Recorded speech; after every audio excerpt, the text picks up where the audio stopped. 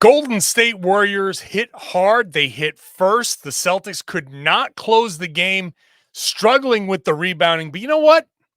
Not a big deal. It's all right now on the Locked On Celtics podcast. Thanks to Blockbuster Brand, it's holiday season. Drop Drew in the mix, and 3 from KP. No, we not on the Knicks. Flushing competition like Al on Giannis. Juice and Big Juice, still Beantown's finest. Banner 18 going up in the rafters. Watch the C's game in Locked On after. Karalis on the breakdown, clutch like a tip from D. White on the breakdown. John on the mic documenting domination. Matter pen a back bay, it's all C's nation. Rain and J's, how we started raising business, how we finished. Locked On Celtics pod, home of the winners. Peace.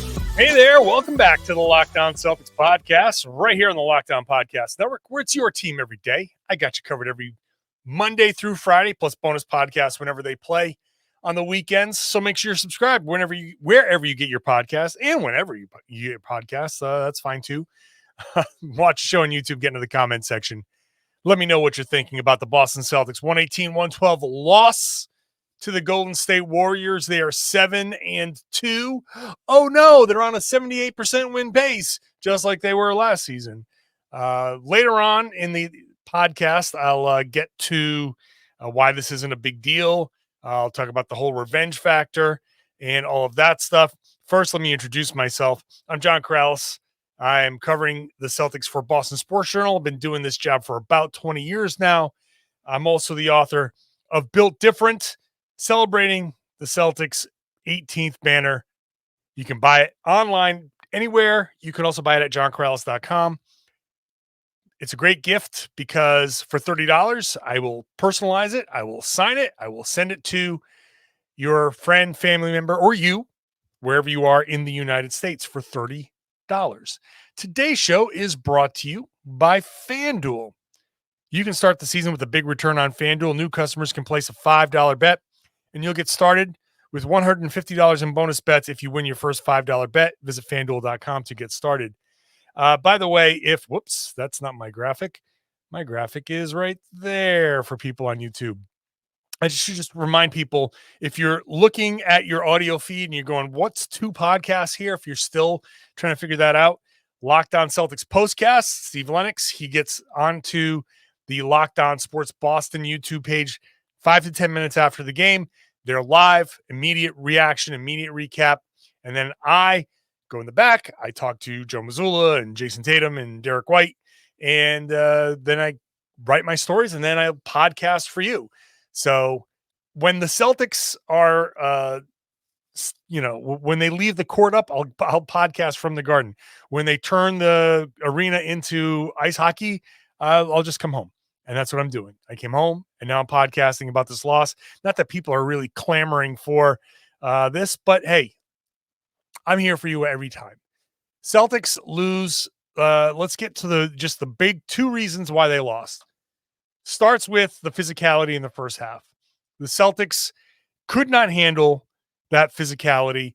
Brian Scalabrine said after the game, and I agree with him, it looks like they weren't ready. It looks like the Celtics were not ready for exactly what the Warriors brought. Now, after the game, Buddy Hield, Steph Curry, Steve Kerr, all of them had various degrees of this was a big win for us kind of reactions.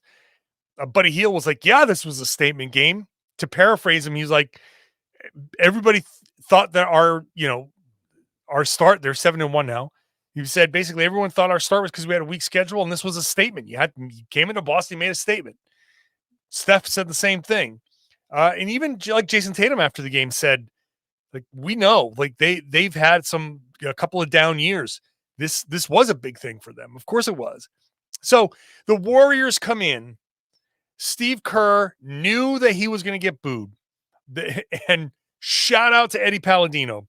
Normally, they introduce everybody, and after the last introduction, they'd say Steph Curry, and the head coach of the Golden State Warriors is Steve Kerr. And that's it. Like, literally, that's the inflection and all of that stuff.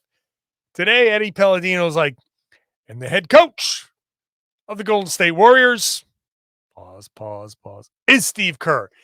the pause was perfect because the whole arena filled with boos. So loud. Exactly what I expected. When we were talking way back, when we were looking at the schedule, when I said this, when we were doing the podcast yesterday with Tom, same lustily booed, we'll say. That's the standard qualifier for boos of that nature. So Kerr gets booed. They know what's coming. The Warriors knew what's coming. But the Celtics didn't know what was coming because the Warriors come in and they just hammered the Celtics defensively. They did what the Celtics have done in the past. When the Celtics are playing their best defense, it's we're going to be physical, we're going to be handsy, we're going to be up on you, and if you're not able to handle, you're going to get flustered, and you dare the refs to call everything. You can't call everything because if you do, there's just going to be 100 free throws, and nobody wants that. So they dare the refs, like how much are you going to let me get away with?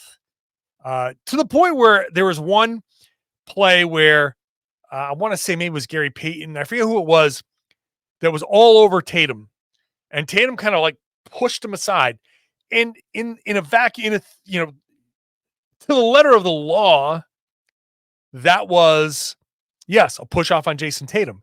But there was so much ahead of that Mazzulla was arguing, and I think rightfully so, saying essentially, I assume that you can't let a defender do all of that physically and not let the offensive player match that to get free. You can't let a defender be all draped all over the guy and fouling him without allowing the offensive player to also foul in an attempt to get free. If you're going to allow that, then you should allow it both ways. You can't have one without the other. And so I'm sorry, I'm laughing because once again, my little dog in the left lower on your YouTube page, right corner, is fluffing a bed. And so I see we need to laugh after this loss and this week. So just a little Easter egg. Normally he's settled, but he's getting himself ready for bed. He likes to hang out with me while I podcast. So the Warriors, you got to watch it on YouTube. I'm sorry. The Warriors hit the Celtics hard with the defense in the first half and especially the second quarter. And the Celtics just did not respond well. Now, Derek White got hot in the first quarter. He had a pretty good game. Hot in the first quarter, cold in the second, hot in the third, and overall great game for Derek White, right? Another great game for Derek White. What's new? But Tatum couldn't handle, like he was very frustrated. He got sped up. He played fast. He just didn't look, he looked out of sorts. There was one shot in the first half that encapsulated this. I forget exactly when it was, but it was a step back. I want to say it was against Wiggins. He's on the left side, and the step back takes him to within like a foot of the 3-point line. So Tatum basically takes a step back 22-footer, which is the longest possible two that you can take before you take one step back and you're at the 3-point line. It's literally the worst shot in basketball. It's contested step back, long two, like the longest possible two. It's, if you hit that, the whole argument is, well, just be aware of where you're on the court, take another step back and hit the three or take the three. So Tatum knows this. Of course he knows this. And so he took a shot that he never takes, would never take. If he's going to look at that on film in the film session on Thursday and be like, why? I can't believe that I took that shot. But he was so frustrated in not being able to get to his spots that first half was just a disaster for him and for the Celtics for the most part. They were down 11 at halftime. What was it? 51-40. The Celtics were shooting 35%. Tatum was 2 of 7. He was a -2. He had 4 turnovers. He had 4 turnovers in the game, all of those in the first half. That's how bad he looked and how physical the Warriors defense was. Credit to them. They came in with the game plan, they executed it. And I feel like they were using the Celtics' tendencies against themselves. I'll talk about that, and I'll talk about the offensive rebounding, which was the big problem at the end when I come back here on the Locked On Celtics podcast. Today's show is brought to you by Skims. When I found out that Skims was making underwear for men, I was pretty excited. My wife loves Skims. She just they gave me a couple of free pairs of the underwear. She has probably spent enough where we were owed a couple of free pairs of stuff. She buys the Skims for herself, and so I was like excited. She was excited for me, and so I go out. I started working out again after a little. We'll call it a hiatus. And I've never really liked the synthetic feeling of workout underwear. But the Skims stretch boxer briefs, which I got, are like the missing link. They give me all the movement I need for working out. They feel like I'm walking around wearing my without like I'm wearing the gym clothes for the rest of the day. They never lose their shape. They never ride up. And it's pretty comfortable. I feel like I'm going to pull the old Ned Flanders, like I'm wearing nothing at all. But they are super comfortable. They stretch with me. They move with me. If you're active, you want the support and you want the movement and you want to feel like the last thing you want to be is that guy at the gym that's kind of like constantly pulling at his shorts. I'm not doing that with the Skims. So check it out for yourself. Shop Skims Men's at skims.com. Let them know that we sent you after you place your order. Select podcast in the survey and select our show from the drop-down menu that follows. If you're looking for the perfect gifts for the whole family, Skims just launched the biggest holiday shop ever, also available at skims.com. Thank you for making Locked On Celtics your first listen every day. Make sure you're subscribed to our newsletter. Go to lockedondaily.com, lockedondaily.com. It's the Locked On Celtics newsletter. You can subscribe there, get every day to your mailbox, your inbox, a Celtics piece, a national piece, a fantasy piece. So you really help supplement your entire basketball media consumption there. It's a free newsletter directly to your inbox for free at lockedondaily.com. Celtics offensive rebounding. I feel like offensive rebounding was the story of this game in general, where the first half, the Celtics had 1 and the Warriors had 6, and that's what helped fuel the Warriors to build that lead. The Celtics only had 37 shots after the first half, and I remember saying to somebody, I was actually talking to Brett Hampton. I said, if the Celtics get to 87 shots, they're going to win this game. And if they had just rebounded, I was going to be right. And I was going to sit here and tout how right I was. In the third quarter, the Celtics had 8 offensive rebounds in the third quarter to the Warriors 2. And lo and behold, the Celtics put up 41 points. They took 28 shots in the second quarter. I mean, in the third quarter. And they cut an 11-point lead down to 1. In the fourth quarter, it flipped. Celtics 4 offensive rebounds, Warriors 7 offensive rebounds, 10 second chance points, and 3 offensive rebounds down the stretch, where if they had just cleared a couple of those, there was one play with a minute and a half left. Curry misses a 3, but Hield swoops in and grabs an offensive rebound. Then everybody scrambles. It's a mad scramble where the Celtics need to be communicating and pointing, and just somebody has to be like, go here, go here. It was a scramble. Everybody was flying all over the place. Curry misses another three. They get the rebound. They put that back in. It was Kevon Looney. And that was basically where things fell apart.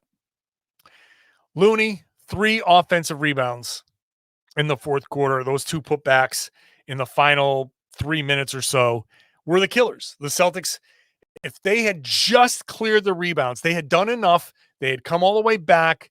They'd gotten the 50-plus shots up in the second half that I was looking for. And when I say get more shots, put up 50 shots, I'm not just talking about come down and just jack up shots. When I say the Celtics need to shoot 90, 95, 100 shots a game, there are other statistics baked into that. Just be aware that when I'm talking about Celtics need to get their shot attempts up, if I'm ever talking about Celtics shot 75 times, it's not enough attempts. That means they're not defending well enough. They're not getting stops, and they're not getting out and getting those transition opportunities. And it means that they're not crashing the boards. They're not offensive rebounding. That's all part of getting shots up. It's not just run down and take the first shot that you can get. That's not what I'm talking about. The Celtics fast break points in this game, 8. That's it. You're not defending well enough if you've got 8 fast break points. Second chance points, the Celtics were able to make up a big deficit. The first half second chance points was Warriors 4-0, but the Celtics in the third quarter and the fourth quarter, third quarter, the Celtics second chance points was 14-2. That's where you get your shots up. That's why the Celtics were able to get 28 shots up, because you had 14 offensive rebounds. You get multiple cracks, right? If you're not offensive rebounding, then you're not getting enough bites at the apple. The Celtics are good enough shooters that even if you get a couple of stinker games, which Drew Holiday had a stinker game shooting the ball and defensively, actually, he just not bad game from Drew Holiday. Al Horford didn't have the best shooting game either, though he had a big one late. But you get bad shooting nights, and Peyton Pritchard, 3 of 11 is not a good shooting night, but you can still get up enough opportunities where you can, even though the Celtics shot 35%, they had 19 made 3-pointers to the Warriors' 14 made 3-pointers. Sometimes you just need the volume, but you can't give up those opportunities on the other end. That's where the Celtics really lost it down the stretch. So they didn't match the physicality early. You don't get the offensive rebounds that you need, and you give up too many offensive rebounds. It's a recipe for disaster.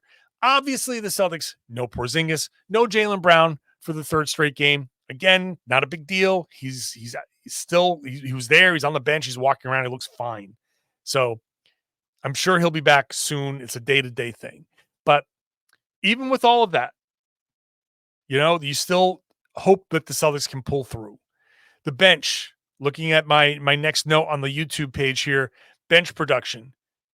The Celtics bench did not, and they're not exactly always gonna score a lot either. Pritchard ended up with 16 points. Hauser just 6. And without Jaylen Brown, you need somebody else to step up off the bench. Hauser didn't have it, or didn't have enough opportunity. He was 2 of 5. He had 5 rebounds, 1 assist, some good defense, but Hauser needed to get more shots because the Warriors bench put up 49 points. Buddy Hield, killer. Kyle Anderson had a stretch where he hit 3 straight threes. You're like, where did that come from? Kuminga hit a couple of big threes. They just had these timely performances off the bench that carried the Warriors, where the Celtics needed their starters to do most of the heavy lifting. And when Drew Holiday puts up 6 and Al Horford puts up 10, either your bench is going to make up for that or you're going to struggle. And the Celtics put up 112 points. They're averaging over 120. So they're not, that's just not enough to get this job done. Which, you know what? It's fine. Those are the reasons why they lost. Am I concerned about the loss? No. Like I said before, they're 7-2. That's exactly where they were last year. It's a 78% win percentage, just about. If they win on Friday, it's an 80% win percent. They won 64 games, which is 78%. It's right on pace. It's right where they need to be, and so it's fine. You want to see them be better prepared for that that initial punch. You want to see them recover from it a little bit better. You want to see Tatum handle it a little bit better. But the fact is, the Warriors came in with something to prove. They were hyped up. They were amped up. The Celtics, as Tatum said after the game, just another Wednesday. And he wasn't saying it as like dismissive. And I asked him a question about it, and I made sure to qualify him. Like, I'm not trying to twist your words. I'm not saying that in a negative way. For the Celtics, it is just another Wednesday. It's a Wednesday in the NBA. You're trying to win that game, and you got to play Friday, and you got to play on Sunday. That's just the Celtics where they are. The Warriors are coming off 2 bad years and a 6-1 record coming into the game against some weak opponents. And people are like, yeah, but I don't know if you got it. I don't know if you're going to, if you're really that good. And so they did have something to prove. On ESPN, they had a lot to prove, and that was a big deal for them. So let's talk about that when we come back, and we'll talk about this lack of revenge. Like I told you, it wasn't going to be any juice to that. We'll talk about all of that when I come back. Today's show is brought to you by FanDuel. You can make every moment more at FanDuel. It's America's #1 sports book. If you're a new user, you sign up at FanDuel.com. You bet $5. If you win, you get $150 in bonus bets. So you can tackle this NFL season. You can get going on this new NBA season. The FanDuel Sportsbook app, it's got everything you need to place live bets on all the sports that you want, the NFL, NBA. If you get a hunch in the middle of the game, you can check out the latest stats. If you've got a hunch in the middle of that Celtics game that Tatum was going to turn it around, you probably could have put in, a live bet in there, and you could have seen the stats and the live play-by-play all on that same page where you place your bets. So go visit FanDuel.com today. Use the tools that they've got to set your limits, set your budget, protect yourself. Okay. You want to have some fun. You don't want to go overboard. They've got the tools to help you out. So go visit FanDuel.com, place your first $5 bet. You get $150 in bonus bets. FanDuel.com, never waste a hunch and make every moment more with FanDuel, an official sportsbook partner of the NFL. Thank you for making Locked On Celtics your first listen every day. Check out Locked On NBA, 2 versions of Locked On NBA. We got the game time at the end of the night in the NBA, and you get the Locked On NBA podcast in the middle of the day, a second version debating the big topics. So go check it out. Find that wherever you found this podcast. I tried to tell you guys yesterday that I had no juice for this. I know the fans did for sure, and I don't blame them, right? This was an opportunity in a lot of ways to say, hey, Steve Kerr, we didn't agree with how you handled things. And great for the fans to go out there and boo him. I thought that was really funny. I thought it was I love the atmosphere. But I just want to say that we have to, well, you don't have to. You don't have to listen to me. But I'm telling you what I'm doing. Gotta not give into, with this particular team, the notion of anything dramatic. They're just not participating in that. I said it in yesterday's podcast. I'll say it again here. The Grant Williams thing should have told you everything you need to know about where this team is as far as revenge and drama and all of that stuff. They don't want it. They're not going to participate. They're not interested in it. They are just not going to be a party to the drama storylines, outside storylines. They just don't care. And that's fine, right? It makes them, in today's standards, a little bit boring, right? It makes them a little bit on the, All right, well, what the hell did we talk about? What makes them entertaining? What makes them entertaining is you're going out there and you're winning most of these games. You're playing, at least this game was fun, and that's going to be enough. And you know what? Honestly, it used to be enough. But now, because of, look, there's a dozen Celtics podcasts, and this isn't just the Globe and the Herald covering the team anymore, and the Metro West Daily News. It's the Globe, the Herald, and Boston Sports Journal, and Mass Live, and the Athletic, and Celtics blog, and any other number of outlets that are either writing or talking. And it's a different media landscape, because I do podcasts 5 days a week, sometimes 6, sometimes 7. So I'm always talking about the Boston Celtics. If you want to listen to nothing other than Boston Celtics content, you got it anywhere you want. You can spend your whole day covered in Boston Celtics content, and that's pieces and podcasts and all of that stuff. So that makes it, there's a need for people to, I want to be entertained by this, right? I want to be entertained. They're like Maximus in the beginning of Gladiator, when he's just running roughshod in the initial, Gladiator matchups. And he's like, "Are you not entertained?" And the dude was like, "Yeah, you got to have a little bit of flair to your, Gladiator victories." And the Celtics, they don't have that flair. And maybe if Jaylen was part of this, maybe if Jaylen wasn't hurt, maybe there'd be a little bit of that. He's the one guy that makes the too small and all of that stuff. So maybe Jaylen would bring a little of juice, which ironically or unironically, I don't know if I'm not using that word correctly, is his nickname. So maybe he'd be the guy that brings some juice to these games. But the Celtics do not participate in the drama. So if you're expecting it, if you find yourself saying, "Oh man, this is a great opportunity for revenge," forget it. It's not going to happen. The Celtics, they're just going to go play basketball. And frankly, I think Joe Mazzulla, every time there is, "Oh my God, what a great opportunity for revenge," he's going to be like, "Yes, that's great. Do not take it. This is a test of your mental toughness." It's like someone putting a piece of cake on a hook and dangling it in front of you. It's like, "Great, this is awesome. You love cake. Now you have a test for you not to eat the cake." It's a wallet full of hundreds dropped on the ground with very easy instructions on how to return it to the owner. And you're like, "Oh, free money."